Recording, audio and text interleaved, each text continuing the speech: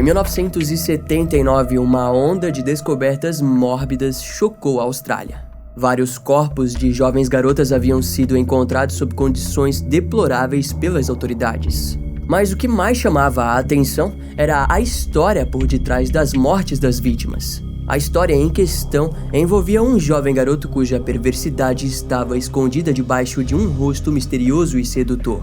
Além disso, o assassino estava atrelado a um amante e a um acidente de carro que viriam a levar na resolução do caso. No vídeo de hoje conheceremos a história dos homicídios de Truro, então já deixa o like nesse vídeo e ativa o sininho de notificações que eu te conto tudo.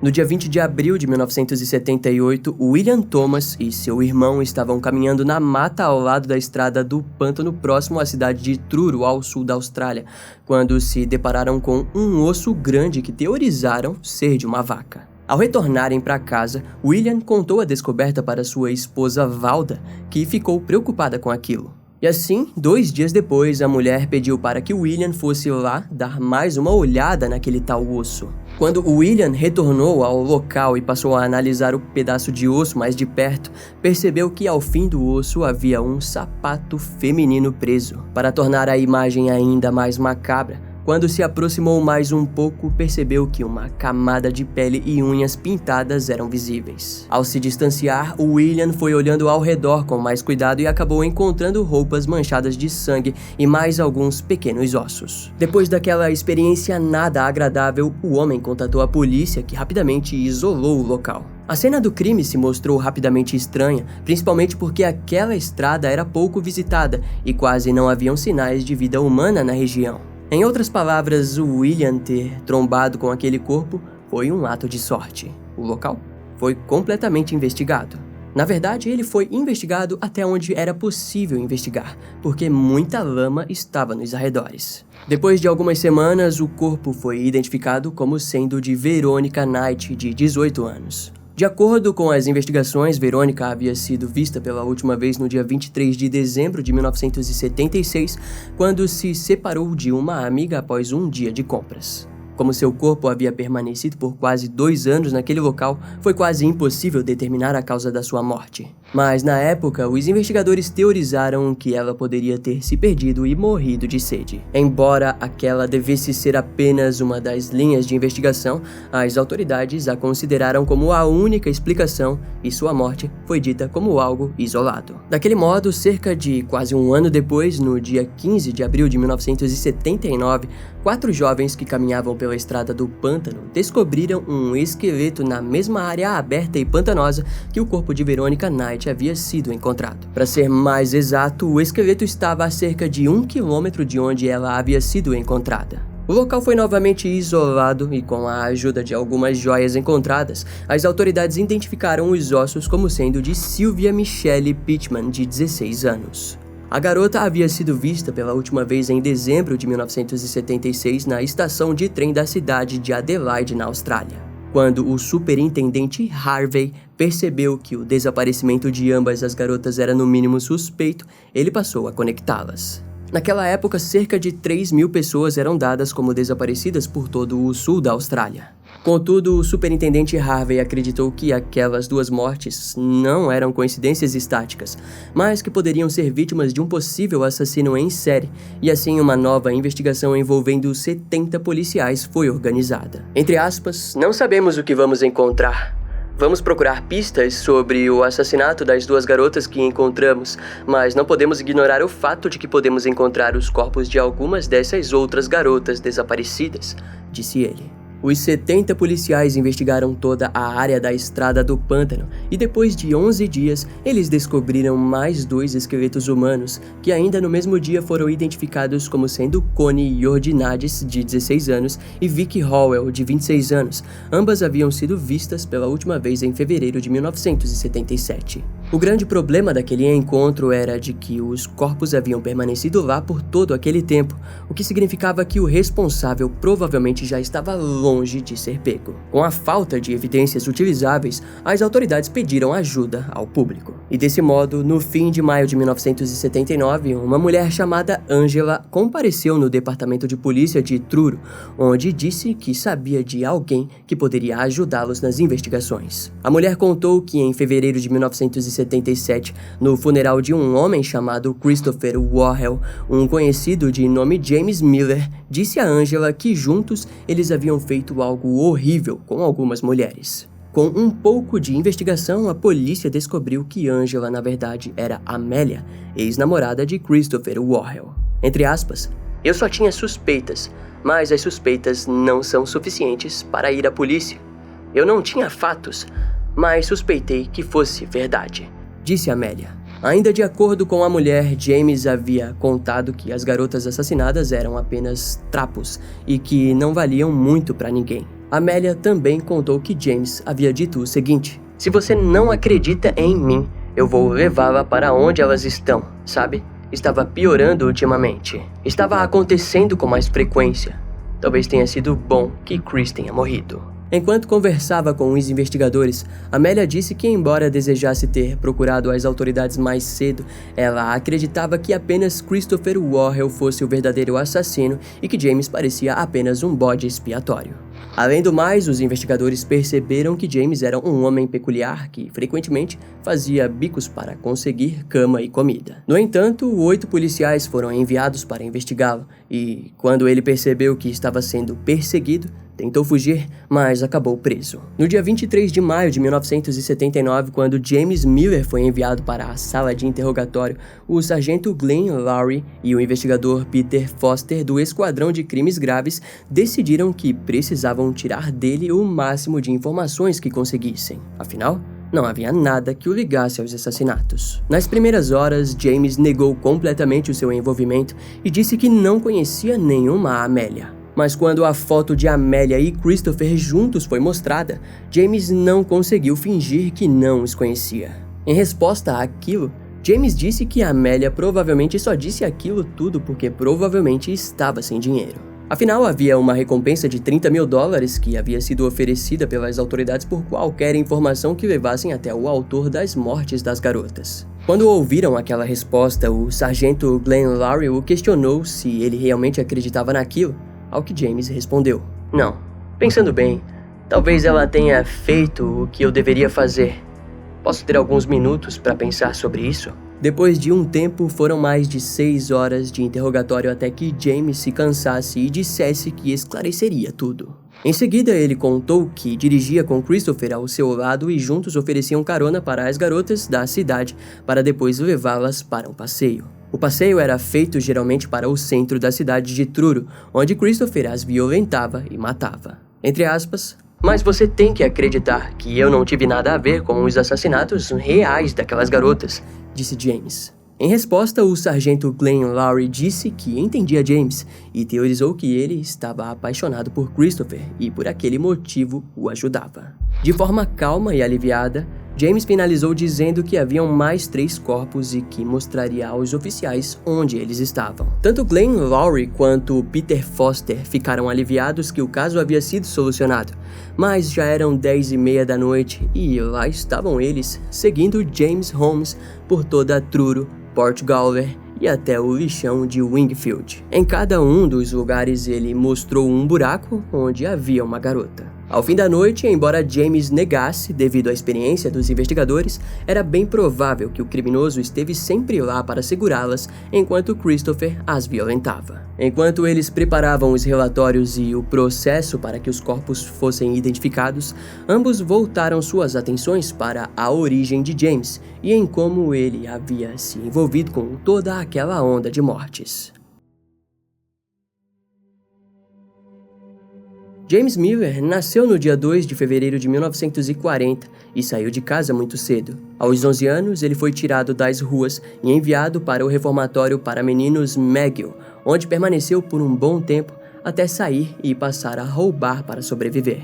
Por volta de 1955, ele foi condenado por pelo menos 30 acusações de roubos de veículos, furtos e arrombamentos. Em 1972, com seus 32 anos, James invadiu uma loja de armas, mas acabou sendo preso e sentenciado a 3 meses na prisão de Adelaide, na Austrália. Até aí ficou bem óbvio para os investigadores que James era apenas mais um criminoso dentre tantos outros. Então eles descobriram que foi na prisão de Adelaide que ele conheceu Christopher Worrell, de 20 anos, que aguardava julgamento devido a uma acusação de estupro. Naquela altura de sua vida, James já havia se descoberto como homossexual, mas estava longe de ser tão ativo. Durante a amizade dos dois, Christopher disse que nunca havia conhecido o seu pai e também compartilhou que havia servido na Força Aérea Real Australiana. No julgamento de Christopher, o juiz o descreveu como um ser humano depravado e repugnante, e assim acabou pegando 4 anos pela acusação de estupro e mais 2 anos por ter violado uma ordem judicial. Após o julgamento, os dois acabaram sendo transferidos para a prisão de Yatala, onde permaneceram amigos. Mas depois que James cumpriu seus 3 meses e foi liberado, ele deu um jeito de retornar para a prisão. Daquela vez, ele havia sido sentenciado a 18 meses por ter roubado 4.000 pares de óculos postos à venda em hotéis ao redor de Adelaide. Então, cerca de 9 meses depois que James já havia sido liberado dessa última acusação, Christopher finalmente recebeu sua liberdade condicional. Na época, James morava com sua irmã casada e diversas vezes Christopher os visitava. Depois de um tempo, eles planejaram comprar um apartamento juntos. De forma gradual, o relacionamento entre os dois se tornou mais íntimo e Christopher botava James para fazer sexo oral nele enquanto lia revistas de bondage. James logo percebeu que Christopher gostava apenas de mulheres e eles acabaram se tornando mais amigos do que amantes. Contudo, James possuía uma certa dificuldade em lidar com o relacionamento daquela forma. Afinal, durante toda a sua vida, ele jamais havia tido um relacionamento amoroso tão forte ou próximo. Enquanto James contava essas informações para os investigadores, ele relatou que os melhores momentos de sua vida foram quando, ao lado de Christopher, ambos trabalharam como trabalhadores gerais da prefeitura da cidade de Unley. Mas ele não deixou de mencionar que o relacionamento com Christopher era estranho, pois ele costumava ter excessos de raiva por coisas sem sentido e muitas vezes só ele conseguia acalmar o seu amigo. Naquela fase, Christopher estava no seu auge com seus 23 anos e gostava de sair com o seu Valiant azul e branco 1969. Curiosamente, ele não gostava de fazer aquilo sozinho e sempre levava James consigo. Juntos, os dois andavam de carro até lugares como estações ferroviárias, onde graças à beleza de Christopher, ele convencia ou seduzia as mulheres. Depois as levava até lugares remotos onde James saía para caminhar enquanto Christopher se relacionava sexualmente com elas. Em algumas vezes, Christopher até mesmo amarrava as garotas, mas James jamais imaginou que seu amigo começaria a simplesmente matá-las. No mês de dezembro de 1976, os dois estavam dividindo um apartamento na cidade de Ovinga, onde prestaram serviços públicos. E claro, toda noite, Christopher saía para procurar por jovens e lá estava James seguindo a onda. Em alguns momentos, James até decidia deixar o seu amigo levar a garota para o apartamento deles enquanto ele dormia no carro. Até que, na véspera do Natal de 1976, a cidade de Adelaide estava bem movimentada com as famílias comprando seus presentes de Natal de última hora. Aquilo também significava que havia muitas jovens nas ruas,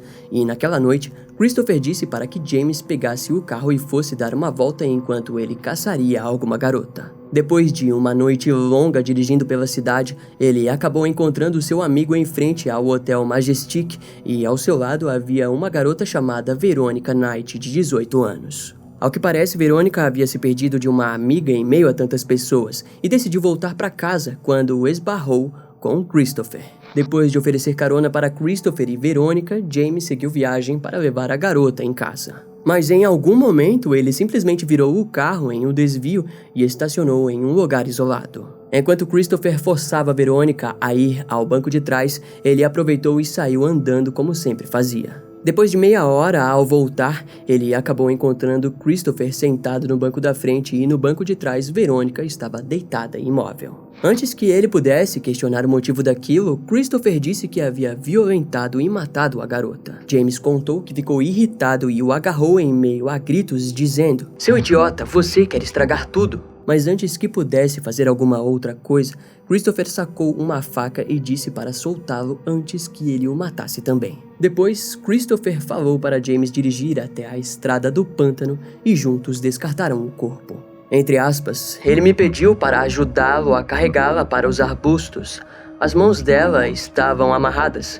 Ele sempre as amarrava, concluiu James. No dia seguinte, a manhã foi igual a todas, mas James disse que Christopher estava diferente e parecia feliz. Menos de um mês se passou e no dia 2 de janeiro de 1977, ele foi buscar Christopher no shopping Rundle Mall, quando viu seu amigo com uma garota ao seu lado. Se tratava de Tanya Kenny, de 15 anos. Christopher informou que levaria a garota até a casa de sua irmã para que ela entregasse algumas roupas. No entanto, ao chegarem, James esperou no veículo enquanto os dois entraram. Até que, depois de um tempo, Christopher retornou e pediu ajuda. Quando James entrou, ele rapidamente direcionou seus olhos para Tanya, que estava vestida, mas visivelmente morta. Os dois discutiram novamente, mas James não fez nada de diferente. O corpo permaneceu guardado até a parte da noite, quando os dois retornaram e descartaram o corpo em Wingfield, numa cova rasa.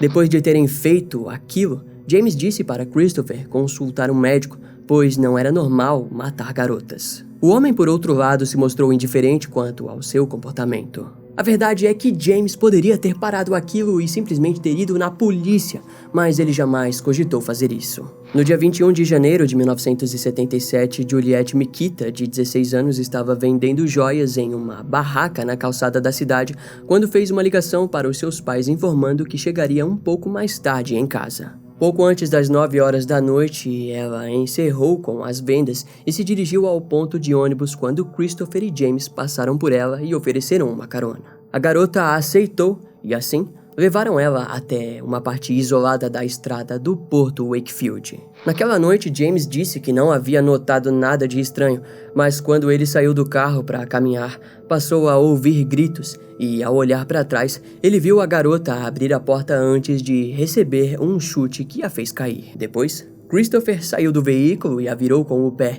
para em seguida se ajoelhar sobre o seu estômago e a estrangular. De acordo com James, ele tentou pará-lo, mas havia algo muito forte em Christopher. No fim da noite, eles levaram o corpo até uma fazenda abandonada na região de Truro, onde o despejaram e jogaram galhos e folhas em cima. No dia 6 de fevereiro de 1977, Sylvia Michelle Pittman, de 16 anos, esperava um trem na estação de Adelaide quando conheceu James e recebeu o mesmo fim que as vítimas anteriores. No dia seguinte, James e Christopher sequer conversaram direito, e quando James foi buscá-lo em um prédio do Correios de Adelaide, ele viu Christopher ao lado de Vicky Howell, de 26 anos. Quando ela entrou no carro, James torceu internamente para que ela não fosse morta. No entanto, ao parar para mijar e retornar, ela havia sido assassinada. O fim havia sido o mesmo.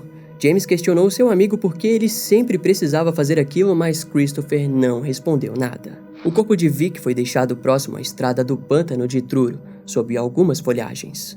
2 dias depois, a dupla estava cruzando o centro da cidade de Adelaide quando viram Connie Jordanides, de 16 anos, sorrindo para si mesma. James parou e Christopher a questionou se desejava uma carona, e quando Connie se sentou no meio dos homens, ela havia, sem saber, assinado o seu destino. Aquele seria o ataque mais violento, pois Connie realmente lutou por sua vida, mas mesmo assim acabou sendo violentada e estrangulada. Após alguns dias, Deborah Lamb, de 20 anos, estava passeando quando foi parada pelos 2 homens, e James disse que poderia levá-la até a praia de Port Gower. Ao chegarem na praia, depois de um tempo, James deixou os 2 sozinhos e, ao retornar, viu Christopher tampando um enorme buraco na areia. Cerca de uma semana depois do último assassinato, James estava dirigindo ao lado de Christopher e de Deborah Scuse, ex-namorada de um dos amigos da dupla. Devido à separação, eles decidiram levar Deborah até Mount Gambier para espairecer. Os primeiros momentos foram bons, mas Christopher ficou de mau humor e disse que deveriam retornar para Adelaide. Durante o retorno, Christopher estava no volante e dirigia descontroladamente. Deborah se preocupou e disse para que ele diminuísse a velocidade e uma briga verbal se iniciou. Naquele instante, devido à alta velocidade e à briga, Christopher acabou invadindo a pista contrária e, para evitar uma colisão frontal, ele jogou seu carro para o acostamento, onde o pneu furou e o carro girou várias vezes até parar com os 3 fora do veículo. O acidente foi testemunhado por várias pessoas que, quando se aproximaram, perceberam que 2 deles já estavam mortos. Por sorte, James conseguiu sobreviver com apenas uma lesão no ombro e foi levado para o hospital em estado de choque. O homem demorou para processar que havia perdido seu melhor amigo e amiga. Durante o funeral, James falou com a ex-namorada de Christopher, Amélia, onde contou a história sobre os assassinatos. A história foi mantida em segredo pela mulher, até que 2 anos depois, vários corpos começaram a aparecer nos jornais e ela decidiu finalmente contar sobre a história. Durante a fase da perda, James havia se mudado para outro lugar, onde passou a viver uma vida miserável e provavelmente jamais falaria dos crimes brutais que seu amado havia feito em vida. Entre aspas, eu sei que pode parecer loucura depois de tudo isso. Eu não defendo o assassinato. Eu realmente acredito na pena de morte, olho por olho. Acredite em mim. Eu não queria fazer parte disso. Era como um pesadelo. Cada vez que pegamos uma dessas garotas, eu não fazia ideia de suas intenções, disse James Miller ao fim do relato da história dos criminosos. Diante de toda essa história, Glenn Lowry e Peter Foster sabiam que esse não era o melhor fim que poderiam ter conseguido, mas pelo menos já era algum tipo de justiça.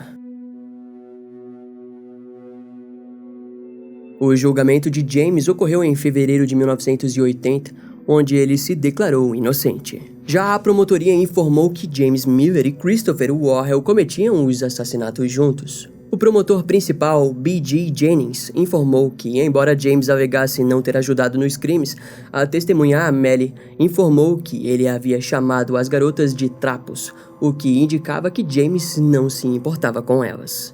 Entre aspas, você nunca saberá a verdade, mas não tenha dúvidas de que é uma verdade horrível que essas jovens foram assassinadas porque iam apontar o dedo para o jovem que as amarrou e abusou sexualmente delas. Elas também poderiam apontar o dedo para o homem mais velho que ignorou sua situação e seu terror. Se um homem ajuda outro levando-o a um lugar onde uma garota vai ser estuprada e morta, então ele é culpado de assassinato também, concluiu o promotor. Já o advogado de defesa disse o seguinte: ele estava apenas esperando por Christopher Warrell e não havia nenhum empreendimento conjunto para ele. James se viu em um dos problemas de relacionamento mais antigos do mundo, o do envolvimento na transgressão de outra pessoa. Ele estava preso em uma teia de circunstâncias. Embora James Miller admita que lidou com a situação incorretamente, ele afirma que não é um assassino. No julgamento, o Dr. Manock, diretor de patologia forense do Instituto de Ciências Médicas e Veterinárias, disse que haviam chances de Deborah Lamb ter sido enterrada viva. A garota havia sido estrangulada com um par de meias calças que haviam sido enroladas 7 vezes ao redor de sua boca e mandíbula. Os detalhes desse assassinato chocaram o júri, que estava pronto para dar o veredito. Ao fim do julgamento, no dia 12 de março de 1980, o júri considerou James Miller culpado de 6 acusações de assassinato, sendo considerado inocente na acusação da primeira vítima, Veronica Knight. De acordo com o júri, James não pôde prever a primeira vítima, mas poderia ter salvado a vida das outras 6 jovens. A sentença final foi 6 penas de prisão perpétua. No ano de 1984, James fez uma greve de fome de 43 dias, informando que Christopher Warrell era o seu melhor amigo,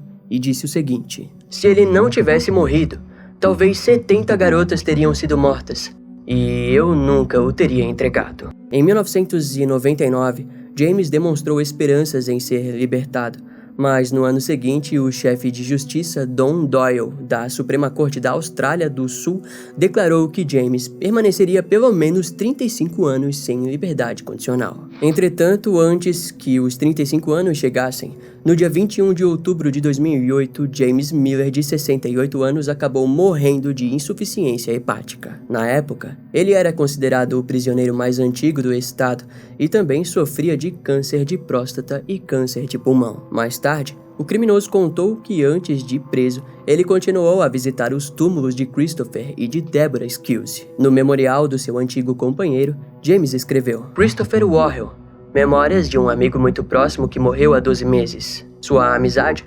consideração e bondade sempre serão lembrados por mim, companheiro. O que vem após a morte eu posso esperar, enquanto oro para o encontrar novamente. Posteriormente, o professor de criminologia Paul Wilson disse que Christopher Worrell estava trilhando um caminho ainda mais devastador, pois estava aderindo ao comportamento de um assassino em série prolífero e poderia facilmente alcançar um número de mortes ainda maior. De certa forma, a sua morte trágica havia sido um tipo de justiça natural. Nos dias de hoje, Christopher Worrell é considerado um homicida psicopata sexualmente sádico em série e foi até mesmo apelidado de o BTK da Austrália, em referência ao infame assassino em série Dennis Rader, o BTK.